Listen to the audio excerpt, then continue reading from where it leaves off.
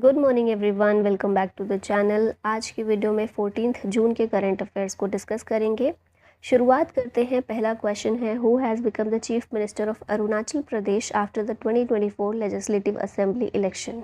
अरुणाचल प्रदेश के सीएम हैं Pema Khandu, option C correct है। लगातार तीसरी बार अरुणाचल प्रदेश के सीएम ये बने हैं। सीएम को ओथ गवर्नर के द्वारा दिलवाई जाती है। तो सीएम ने साथ में 11 कैबिनेट मिनिस्टर्स ने ओथ ली है, इंक्लूडिंग चाउनो मेन, ये डेप्यूटी चीफ मिनिस्टर हैं अरुणाचल प्रदेश के। ठीक है, नेक्स्ट देखते हैं चीफ मिनिस्टर जो रिसेंटली अपॉइंट हुए हैं इनको। मोहन चरण मांझी, ये बीजेपी फर्स्ट चीफ मिनिस्टर हैं उड़ीसा के। चंद्रबाबू नायडू, ये आंध्र प्रदेश के सीएम बने हैं चौथी बार, फोर्थ टाइम। प्रेम सिंह तमांग, ये बने हैं सिक्किम के सीएम फॉर सेकेंड टाइम। और Nayab Singh Saini chief minister of Haryana है। अपॉइंटमेंट्स यहाँ रिवाइज करते हैं। Lieutenant general Upendra Dwivedi appoint हुए हैं vice chief of army staff. Ashish Kumar Das director बने हैं नीति आयोग में। पीएनबी मेटलाइफ इंडिया इंश्योरेंस के न्यू एमडी एंड सीईओ हैं समीर बंसल। यूएन ने 79th यूएनजीए सेशन के लिए प्रेसिडेंट के रूप में फिलेमोन यांग को अपॉइंट किया है। मलेशिया ने अपॉइंट किया है दातो मुजफ्फर शाह मुस्तफ़ा को as its ambassador to India. Director general of the world organisation for animal health हैं डॉक्टर इमैनुअल सॉवरेन। एसएससी के चेयरमैन हैं Rakesh Ranjan. New brand ambassador of Muthoot Pappachan group Shahrukh Khan है। MD and CEO of India first life insurance Rishabh Gandhi. IDFC first bank के whole time director हैं Pradeep Natarajan. Who developed the integrated generator monitoring protection and control system Vidyut रक्षक for Indian army. इसे major Raj Prasad RS के द्वारा develop किया गया है। जनरेटर है जिसका नाम है विद्युत रक्षक, इंडियन आर्मी के लिए इसको डेवलप किया गया है। Vidyut Rakshak is an internet of things enabled integrated generator monitoring protection and control system. Major Raj Prasad RS के द्वारा डेवलप किया गया और इसे रिसेंटली डिस्प्ले किया गया है ड्यूरिंग द एक्सरसाइज भारत शक्ति। विच एडिशन ऑफ द अंतर्राष्ट्रीय yoga Diwas media Samman has been announced by the ministry of information and broadcasting for the year 2024। तो रिसेंटली अंतर्राष्ट्रीय योगा दिवस मीडिया सम्मान का 3rd एडिशन अनाउंस किया गया है मिनिस्ट्री के द्वारा। एम है इसका to recognise the positive role and responsibility of the media in promoting the spread of yoga both in India and abroad. 33 awards इसमें दिए जाएंगे 3 कैटेगरीज में, प्रिंट, टेलीविजन और रेडियो में, in 22 Indian languages as well as English. और ये कुछ categories हैं, best media coverage in yoga in newspaper, best media coverage in yoga in electronic media और best media coverage in yoga in electronic media radio. ये तीनों category में 11-11 awards दिए जाएंगे। इस सम्मान के सेकेंड एडिशन की अगर बात करें 2023 में सेकेंड एडिशन इसका दिया गया था। इस बार 3rd एडिशन है इन सम्मान के लिए। फर्स्ट एडिशन 2020 में शुरू किए गए थे। पहली बार ये अवार्ड देने 7 जनवरी 2020 को। इंटरनेशनल डे ऑफ योगा कब सेलिब्रेट करते हैं? 21 जून को। और थीम 2024 की है yoga for women empowerment. Awards और ओनर्स यहाँ देखते हैं। ऑल इंडिया टेनिस एसोसिएशन ने अनाउंस किया है Dilip Bose award for life time achievement to coach Nar Singh and Rohini Lokhande. EY world entrepreneur of the year है वेलायन सुबिया। मुंबई सुपर कॉप कृष्णा प्रकाश को ऑनर किया गया है with Hindi Sahitya Bharati award. Best actress at New York Indian film festival हैं Sania Malhotra. World health organisation का नेल्सन मंडेला अवार्ड निमहंस को दिया गया है। मुनीब अमीन भट्ट को ऑनर किया गया है in NASA's hall of fame. Anasuya सेन गुप्ता ने जीता है Un Certain Regard best actress trophy at Cannes. Santosh Sivan ने रिसीव किया Pierre Angenieux tribute. India's Sunflowers Were the First Ones to Know won La Cinef award. Jenny Erpenbeck ने जीता है इंटरनेशनल बुकर प्राइज। और ज्योति आत्रे बनी है oldest Indian women to scale Mount Everest. After whom has the International Astronomical Union named a crater on Mars. तो Mars पर एक crater का नाम प्रोफेसर देवेंद्र लाल के नाम पर इंटरनेशनल एस्ट्रोनॉमिकल यूनियन के द्वारा रखा गया है। 3 क्रेटर्स का नाम रखा गया है IAU के द्वारा, इंटरनेशनल एस्ट्रोनॉमिकल यूनियन के द्वारा, with in the Tharsis volcanic region on Mars. Largest crater in तीनों में जो है इसका नाम लाल क्रेटर रखा गया है in honour of professor Devendra Lal. Mursan crater is named after the Mursan town in Uttar Pradesh, while the Hilsa crater is named after the Hilsa town in Bihar, India. तो ये 3 नाम हैं जो भारत से ही जुड़े हुए हैं और क्रेटर के नाम ये रखे गए हैं। Which country will host the men's junior hockey world cup in 2025? ये वर्ल्ड कप इंडिया के द्वारा होस्ट किया जाएगा 2025 में। इंटरनेशनल हॉकी फेडरेशन के द्वारा ये अनाउंसमेंट की गई है।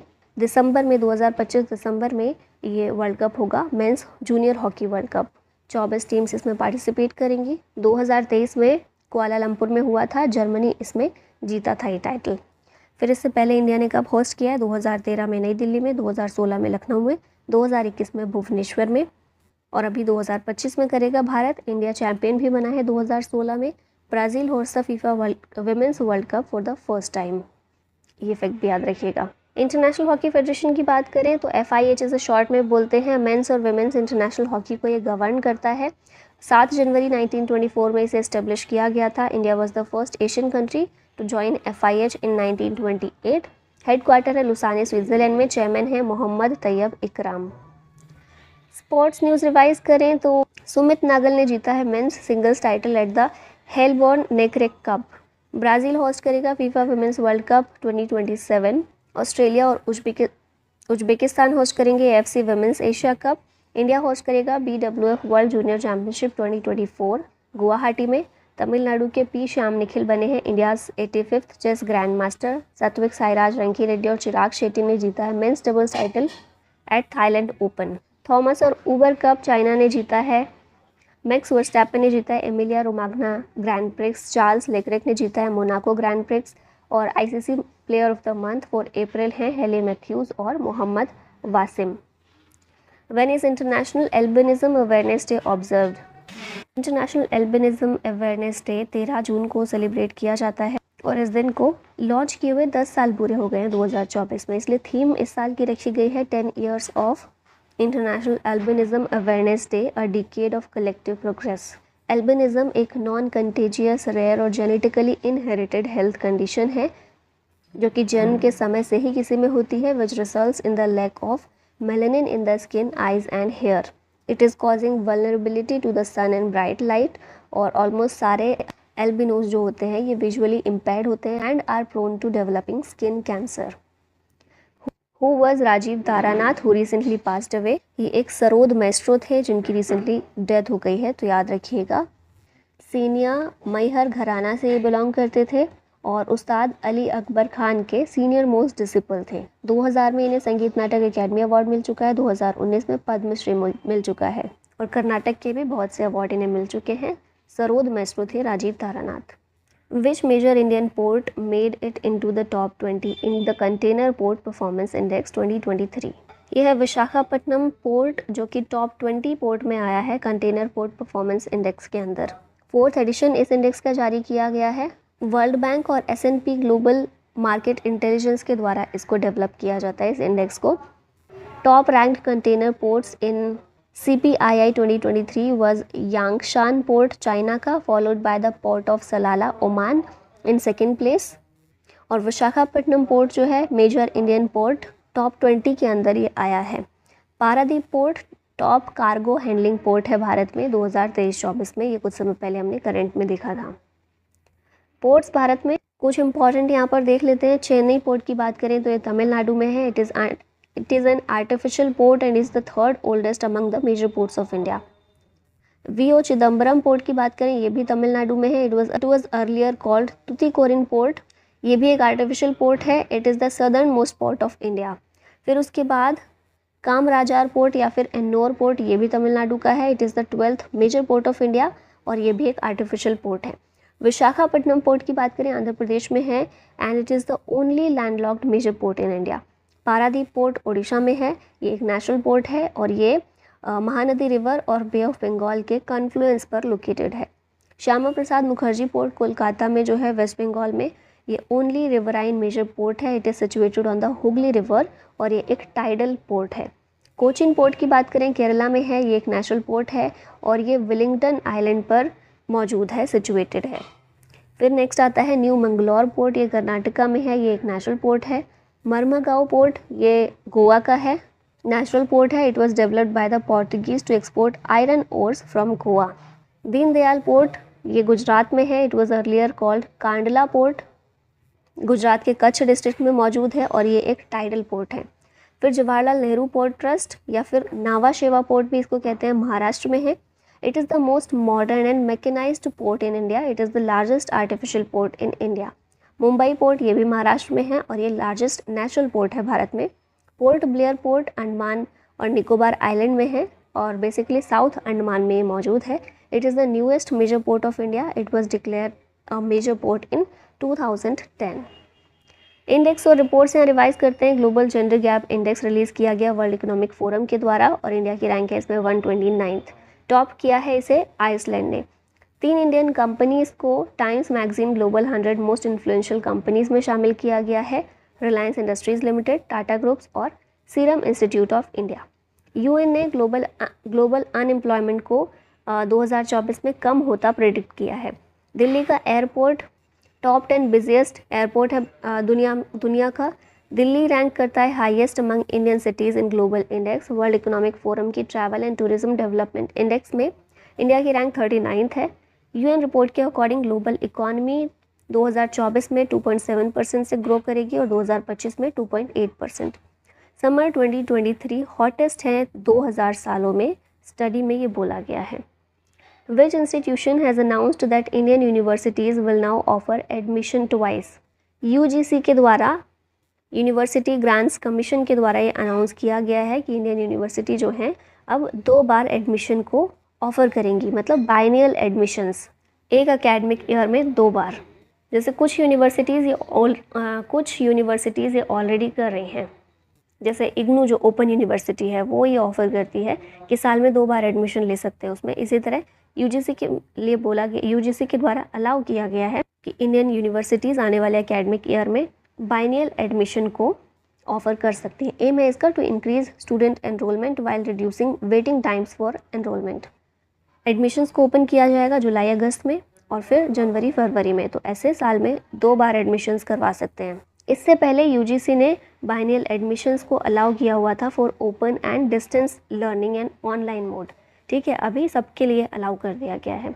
यूजीसी की बात करें 28 दिसंबर 1953 में इस्टेब्लिश हुआ. हेडक्वार्टर है नई दिल्ली में. करंट चेयरमैन है एम जगदेश कुमार और ये Department of Higher Education of Ministry of Education के अंदर काम करता है. What was the name of the conference hosted by the National Commission for Indian System of Medicine to celebrate its 4th foundation day? इस conference का नाम प्राण रखा गया है. ऑप्शन ए करेक्ट है.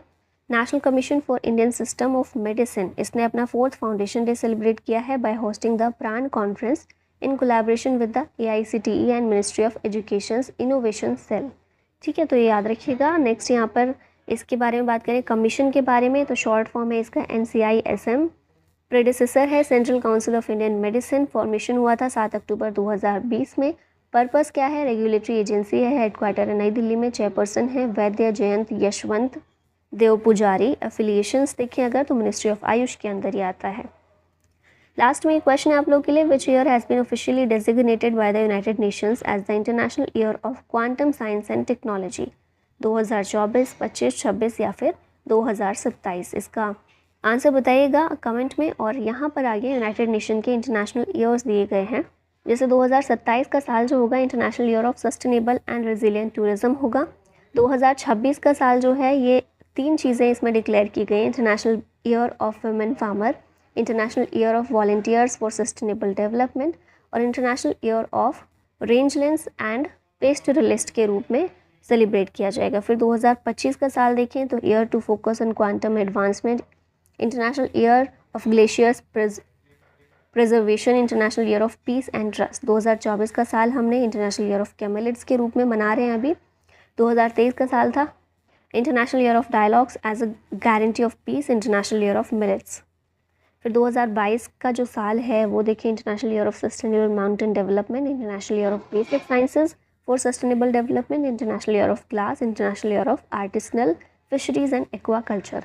2021 का साल international year of Peace and Trust, International year of Creative Economy for sustainable Development, International year of fruits and vegetables, international year for the elimination of child labour. और 2020 का साल international year of planet health और international year of nurses and midwife के रूप में celebrate किया गया था. और इसी के साथ फाइनली इस वीडियो का होता है and. Thank you so much for watching. जय हिंद.